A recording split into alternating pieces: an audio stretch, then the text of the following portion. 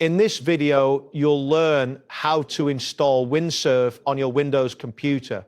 Following these steps will enable you to download and set up the software effectively. Begin by opening your preferred web browser. Once the browser is open, navigate to the Google search engine by typing wf.google.com in the address bar and pressing the Enter key.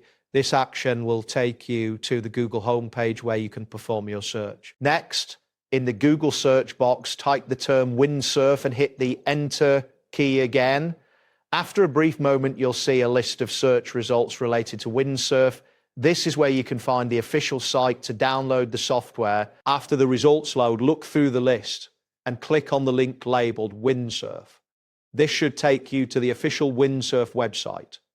You will recognize the correct page by its layout and branding. Once you are on the Windsurf website, look for the option that says Download for Windows.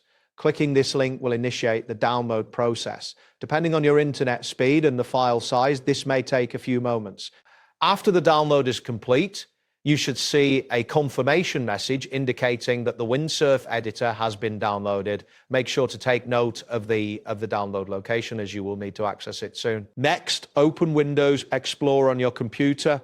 You could do this by clicking on the folder icon on your taskbar or by searching for File Explorer in the Start menu. Once it opens, navigate to the Downloads folder where your file is located. In the Downloads folder, locate the Windsurf installation file.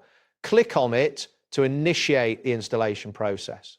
This will open the installation wizard, which will guide you through the setup. The first step in the installation wizard will require you to agree to the terms of the agreement. Look for the option that says I agree to the agreement and click on it to proceed. After agreeing to the terms, click on the next button to continue. The wizard may take a moment to process your request before moving on to the next screen. You will then be prompted to choose a file path for the installation. It is advisable to use the default path unless you have a specific location in mind.